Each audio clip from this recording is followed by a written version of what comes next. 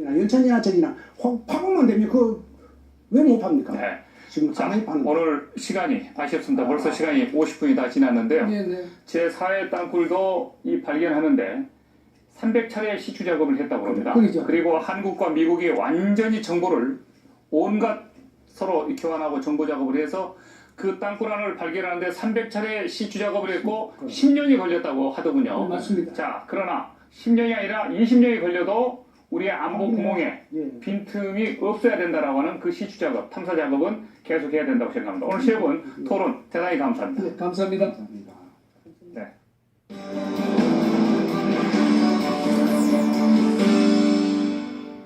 최근 우리 국방부가 북한의 땅굴에 대한 강한 경계심을 갖고 땅굴 의심 지역을 집중 탐사하고 있습니다. 현대전의 핵심은 사이버 전자전이자 핵과 생화학 무기를 통한 대량 살상전, 그리고 소수의 사람을 통해서 엄청난 재앙을 처리할 수 있는 테러전입니다. 그런데 북한은 이런 현대전의 특징을 거의 완벽하게 갖추고 있는 지구상에 몇 안 되는 나라 중에 하나입니다.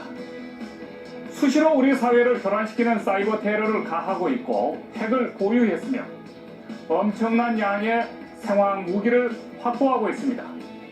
여기에 북한은 특수전 정예병력을 약 20만 정도 보유하고 있습니다. 그럼에도 우리 국민들은 북한에 대해서 다음과 같은 세 가지 착각을 하고 있습니다.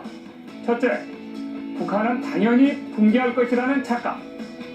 둘째, 우리나라가 북한을 쉽게 흡수 통일할 수 있을 것이라는 착각. 셋째, 북한은 절대로 한국을 무력 침공하지 못할 것이라는 착각이 바로 그것입니다.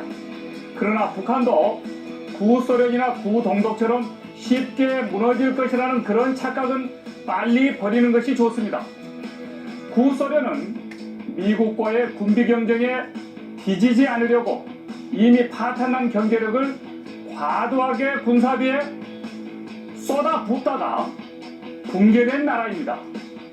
그러나 북한은 과도한 군사비 지출로 붕괴한 구소련의 길을 피하기 위해서 100만 인민군을 먹여 살리고 전 군의 재래식 군 장비를 최첨단 장비로 교체하는 작업을 이미 포기했습니다.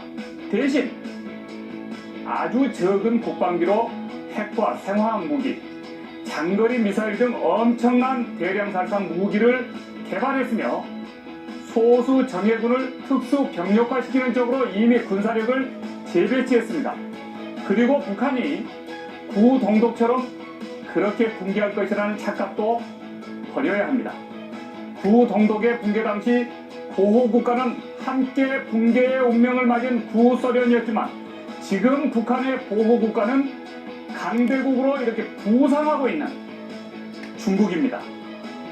과거 구소련과 오늘의 중국은 달라도 너무 다릅니다.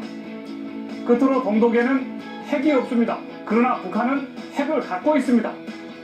이제 북한이 우리를 위협할 수 있는 길은 첫째, 하늘을 통한 미사일 공격이거나 둘째, 바다 밑을 통한 잠수함 어뢰 공격이거나 셋째, 땅굴을 통한 특수 게릴라전이라는 것입니다.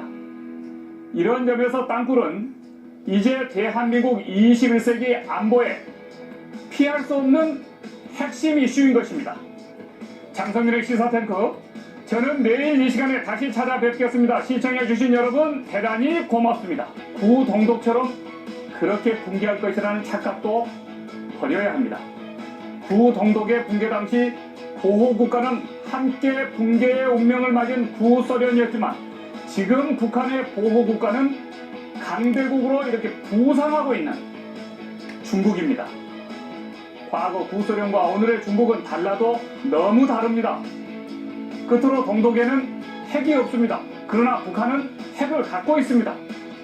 이제 북한이 우리를 위협할 수 있는 길은 첫째, 하늘을 통한 미사일 공격이거나 둘째, 바다 밑을 통한 잠수함 어뢰 공격. 최근 우리 국방부가 북한의 땅굴에 대한 강한 경계심을 갖고 땅굴 의심 지역을 집중 탐사하고 있습니다. 현대전의 핵심은 사이버 전자전이자 핵과 생화학 무기를 통한 대량 살상전, 그리고 소수의 사람을 통해서 엄청난 재앙을 처리할 수 있는 테러전입니다. 그런데 북한은 이런 현대전의 특징을 거의 완벽하게 갖추고 있는 지구상에 몇 안 되는 나라 중에 하나입니다.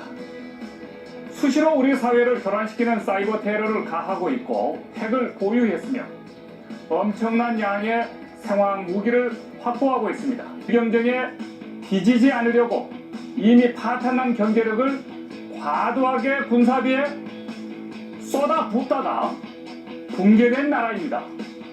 그러나 북한은 과도한 군사비 지출로 붕괴한 구소련의 길을 피하기 위해서 100만 인민군을 먹여 살리고 전 군의 재래식 군 장비를 최첨단 장비로 교체하는 작업을 이미 포기했습니다. 대신 아주 적은 국방비로 핵과 생화학 무기, 장거리 미사일 등 엄청난 대량 살상 무기를 개발했으며 소수 정예군을 특수 병력화시키는 쪽으로 이미 군사력을 재배치했습니다. 그리고 북한이 연천이나 저기나 파고만 되면 그 왜 못 팝니까? 네.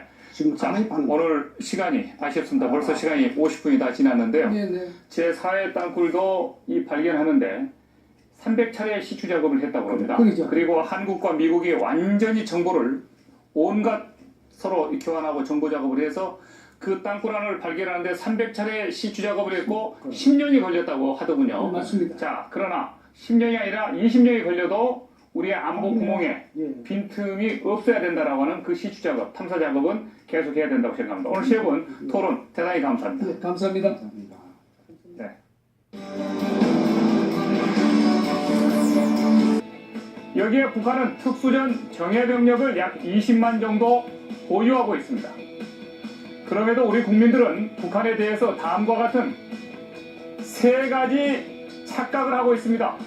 첫째, 북한은 당연히 붕괴할 것이라는 착각. 둘째, 우리나라가 북한을 쉽게 흡수 통일할 수 있을 것이라는 착각. 셋째, 북한은 절대로 한국을 무력 침공하지 못할 것이라는 착각이 바로 그것입니다. 그러나 북한도 구소련이나 구동독처럼 쉽게 무너질 것이라는 그런 착각은 빨리 버리는 것이 좋습니다. 구소련은 미국과의 군비